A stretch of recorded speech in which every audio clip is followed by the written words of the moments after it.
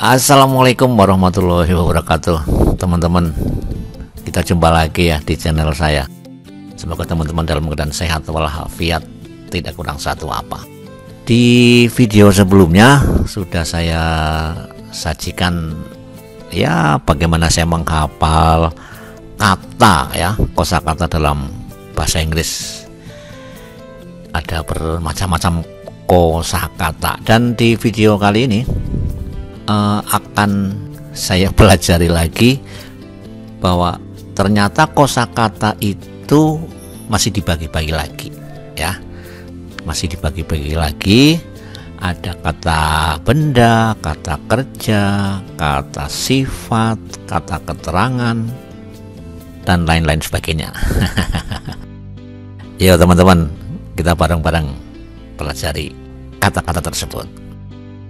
Nouns, verbs, adjectives, adverbs, pronouns, prepositions, conjunctions, interjections, determiners. Book, table, chair, apple, house, car, tree, dog, water, pen,